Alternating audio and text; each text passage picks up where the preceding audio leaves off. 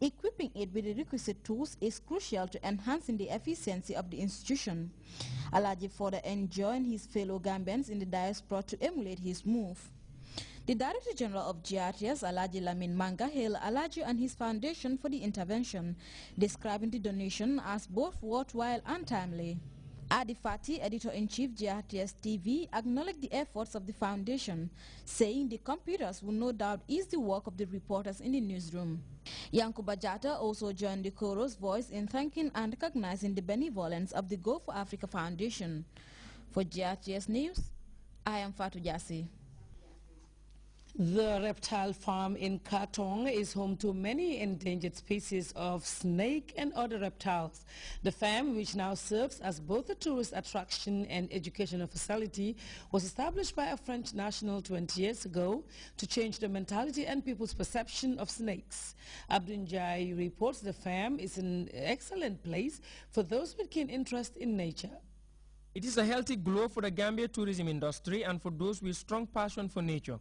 I last visited the farm in 2007 for what was a maiden broadcast for the reptiles enclosed in this reserve. I returned to Katong for the remake of that story and to see just how well the snakes, turtles, crocs and monitor lizards are doing. Meet Noureddin Passia, the French national who established the farm in the Gambia some 20 years ago.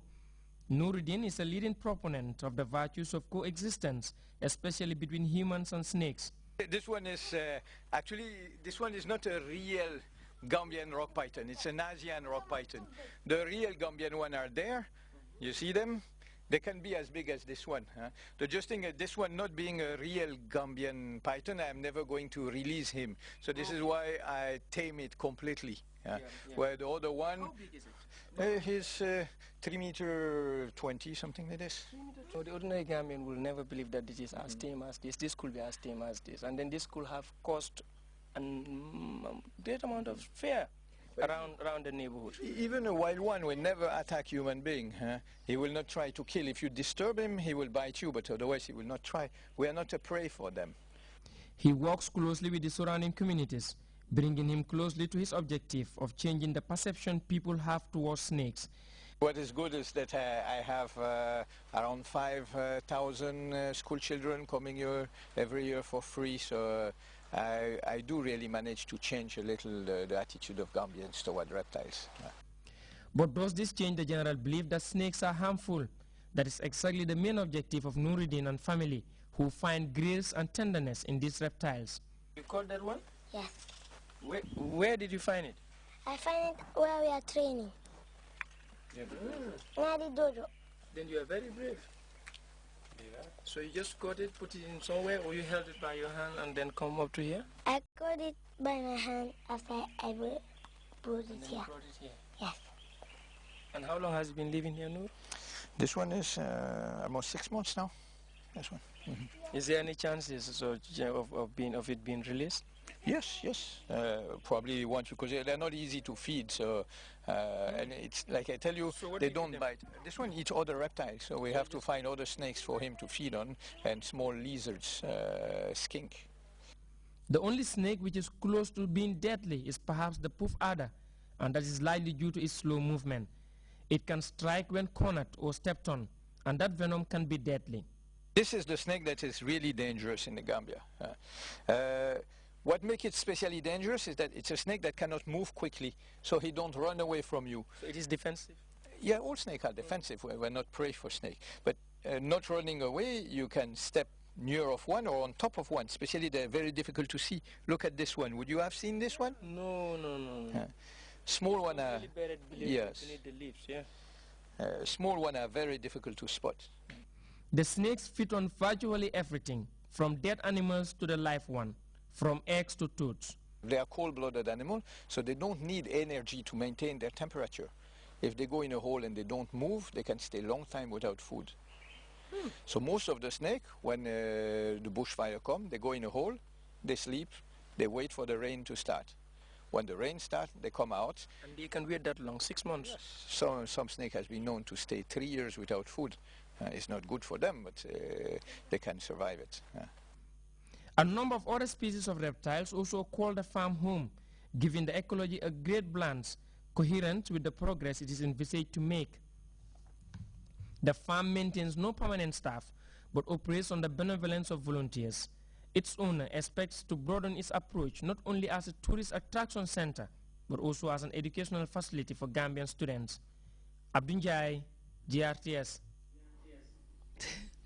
Well, time now to take our first break. When we come back, we'll take a look at news from outside the Gambia.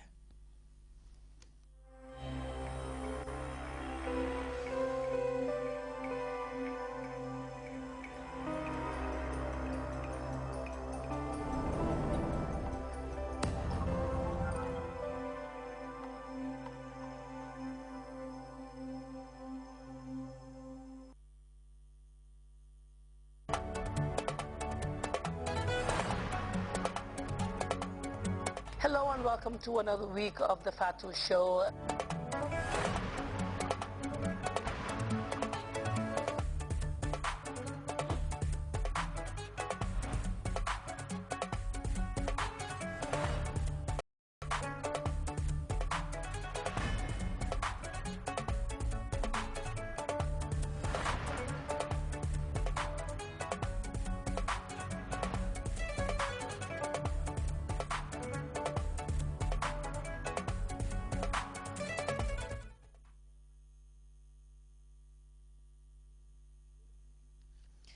Welcome back to the news. Neighbors living on Seymour Avenue in Cleveland, Ohio, are asking themselves how they could not notice what was going on in a house where 3 women were kidnapped for years. The owner of the house and 2 of his brothers are on arrest and waiting charges. The 3 women have been released from hospital and have been reunited with their families. CNN has more.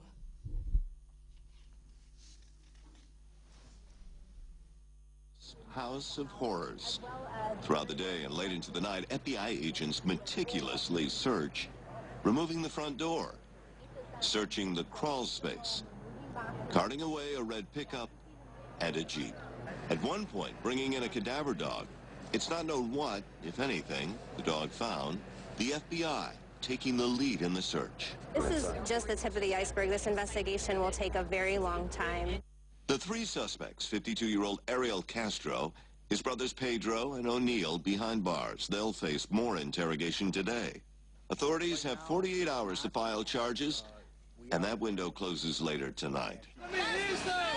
In the neighborhood, residents are still celebrating, the jubilance tempered with shock and disbelief. Unreal. And I know who lived there, and they panned the camera to his house. It's like I turned white. My wife told me, "What's wrong? Are you okay?" I was like, I was dumbfounded. Away from the cameras, Amanda Berry, Gina DeJesus, and Michelle Knight, the 3 women who endured a decade of captivity, trying to piece their shattered lives back together. This is a miracle, a very, very large miracle, and we're all excited. And in Tennessee, Amanda Berry's grandmother got a very important phone call from the granddaughter she hasn't seen in years. Hello? Amanda. Yeah, Grandma? Yeah, are you? A giant step in trying to close the door on this house of horrors.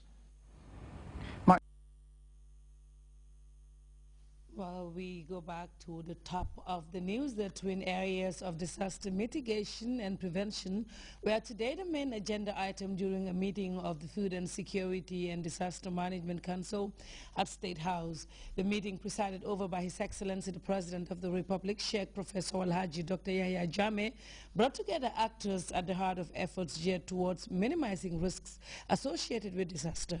Abdul Njai reports. Agenda for a potent issue with adverse effect on lives and properties. It already struck on several occasions, causing the relocation of hundreds of affected families, flooding households and farmlands, causing a severe food shortage in 2012. But the response was swift. Emergency response teams were deployed, prepositioning supplies across the length and breadth of the country. It led to the biggest merger, bringing together the National Food Security and the Disaster Governing Councils. There were 2 councils, they were separate.